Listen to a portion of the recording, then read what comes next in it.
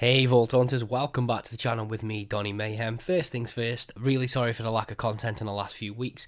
Been pretty ill, not really been able to do much. And to be honest, I think I needed a bit of a break from Borderlands 3. I think I played it too much. Wasn't really sure where to go with it. But I'm back on it now, and I just thought I'd start really the next wave of videos with this one, which is just me with a few ideas of what Gearbox could do to Borderlands 3 in the upcoming months and throughout the year, which I believe would help the game. I just want to stress that these are my own opinions. Some of you may agree with me, some of you may not. But these are just a few things that I think Gearbox needs to do to Borderlands 3 to keep it going, because it took a good 3 or 4 years for me to start getting kind of bored with Borderlands 2, and if I'm honest, I could even play Borderlands 2 now and be fine. But with Borderlands 3, it kind of got old a bit quick, even though I still love the game. But anyways, with that being said, here are a few of my ideas what Borderlands 3 could have in the upcoming year to make it better.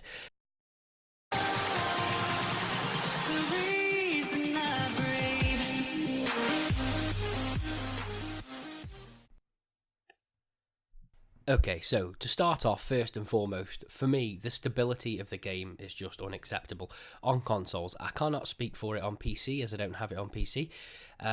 But in terms of on console, the performance is just not there. It's just, I know they tried to stabilize it with patches and hotfixes, but it's just not good enough. In 2020, a AAA title like Borderlands 3, I still think it's very stuttery in places. You can get stuck. There's a lot of game-breaking bugs, missions that don't work, and don't get me started on multiplayer. Some of that's terrible. Even if you're not playing split screen, if you just jump into a party with a friend across Xbox Live or PSN, and the game can get horrendous. And it's not always like this, but quite often, probably once or twice a day, I experience pretty bad frame rate breakdowns and things like that.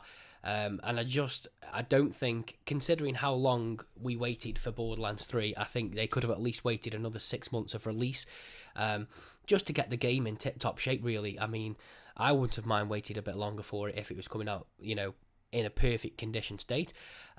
Like I said, Gearbox release weekly hotfixes, which is pretty good that they're working on it. But really, in this day and age, it shouldn't really be like that. Especially performance-wise, it should be ironed out really pretty much on release. But I'm sure a lot of you experience that as well. But anyways, on to the next one, and that is named enemies. So I'm pretty sure that in Borderlands 2, almost all named enemies you come across, mini bosses, things like that, were repeatable and farmable. I can't think of any that weren't. I could be wrong. But in Borderlands 3, there's quite a few that aren't. I'll name one off the bat, which is the Undertaker. He's just a named mini boss in one of the earlier side missions on Pandora. And there is quite a few. I can't think off the top of my head now, but there's quite a few named enemies that you can't actually find and kill again. And it's quite annoying, really, because the farming is quite limited on this, and it's not as fun as it was in the previous Borderlands games, especially number 2 anyways. And this is where Borderlands 3 really shot itself in the foot, because, not Borderlands 3, sorry, pre-sequel, if you remember, because when that first came out, you couldn't farm any of the mini-bosses again. Once they're dead, they were dead, and this caused a big uproar amongst the community, because this is what Borderlands 2 was built on, was that farming. And, Gearbox ended up patching these named enemies back into the pre-sequel so you could farm them and kill them. And no one could really understand why that wasn't in the game to begin with. And although there's quite a few mini-bosses you can farm on Borderlands 3, I still think that all of them should be in there for that farming experience. And that takes me on to my next point, which is dedicated loot drops. And so, from the start of Borderlands 3 release, the world drop has been insane, and they only recently, in November of last year, put in a dedicated loot pool, and I still think that dedicated loot pool is a little bit pathetic, if I'm honest.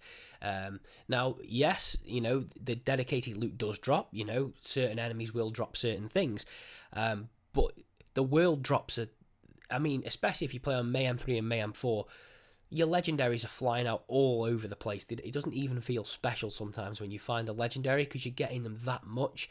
And you remember the days of being on Borderlands 2 farming one enemy over and over and over again, and you finally popped that one weapon you were looking for, and it felt great, Maybe that's just me picking at ends, but that's what I like for my farming on my games, like these kind of games. And with this, like, you go into like the slaughter shaft on Mayhem 3, Mayhem 4, even normal Mayhem mode, Mayhem 1, and you'll get 20, 30 legendaries just on one run on waves round 1 to 5. And although some might find that cool, I don't know, I just think that legendaries kind of lose their flavour, so to speak, if you find them so much. So I really would like to see an actual dedicated loot pool drop, because like with Borderlands 2, if you found a legendary in a chest, it felt good because you never found legendaries in chests. Well, very rarely anyways. And this, they just pop up everywhere. So, you know, I'd like to see an improvement on the dedicated drops to make farming interesting again. Because I don't really do farming on Borderlands 3. I'll just go to the slaughter shaft and I know I'll get 30 or 40 legendaries on one run from 1 to 5. You know, and it kind of sucks the fun out of it anyways. So, moving on from drops, I'm going to cutscenes. So obviously, because you're going to be playing the story mode quite a few times through, at least 2 playthroughs with each character, if you wanted to really experience each character. Now, although you can now skip the initial cutscene, the intro of the game, there is a lot of cutscenes in that story mode which are long, and they're cool. Don't get me wrong, when I first saw the cutscenes, even second time, you know, they're well done.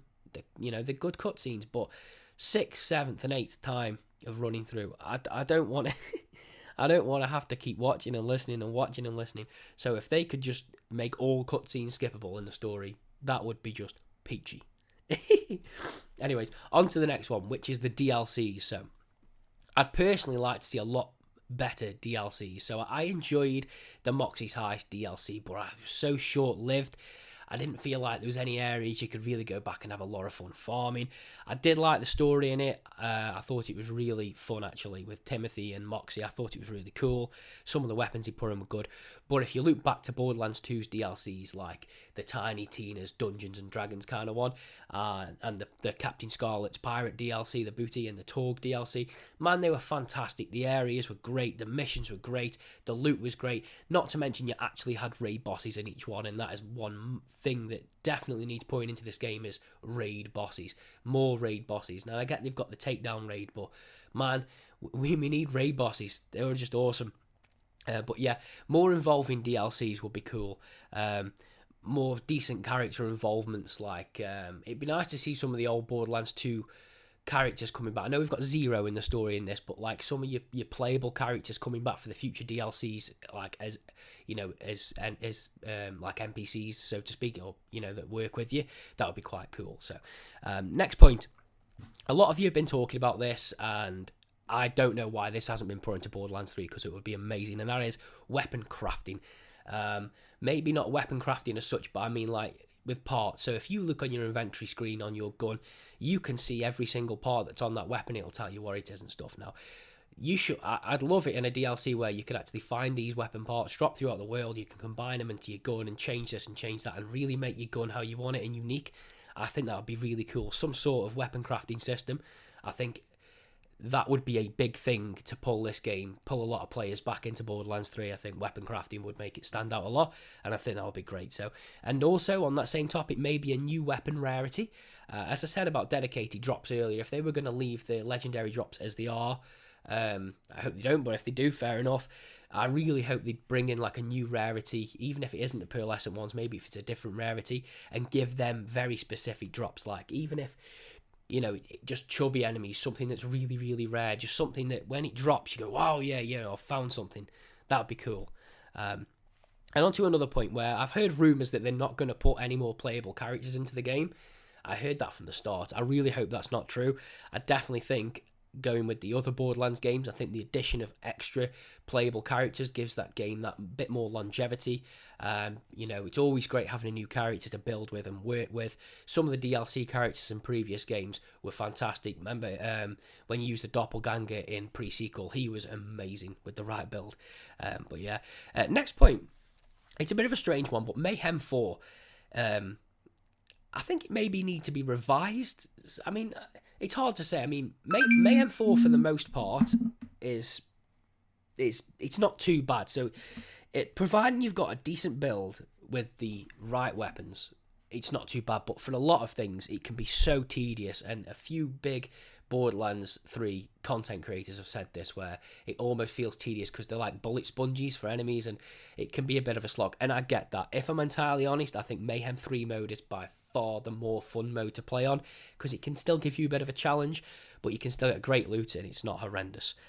So maybe a bit of a revision on Mayhem 4, and maybe not 1,000 health on each enemy, because not everyone has got an insane build like a lot of people have, but that's just maybe some sort of an idea. So, and the last point I really wanted to make is that I'm not sure how you guys are enjoying it, but I've been quite enjoying this event that we've been having now, where the raid's been scaled down to your player party size. So if you're running solos like me, it's on 1.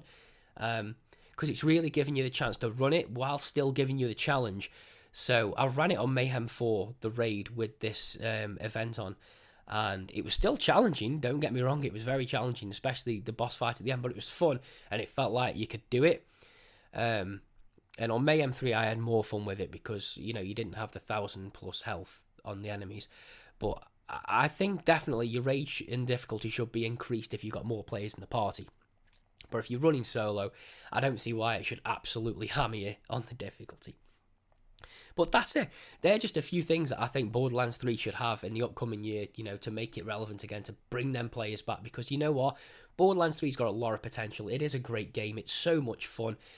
It's everything you'd want in a looter. But I do think at the minute, it ain't as good as Borderlands 2. That's just my opinion. I'm still going to be playing Borderlands 3 and releasing content on it, hopefully, but there are my opinion, guys. Anyway, hope you stuck with me through this video. Don't forget to leave a comment what you think, what changes would help this game. Leave a like or a dislike, wherever your preference, that's cool. Subscribe if you want it, and I will catch you guys next time.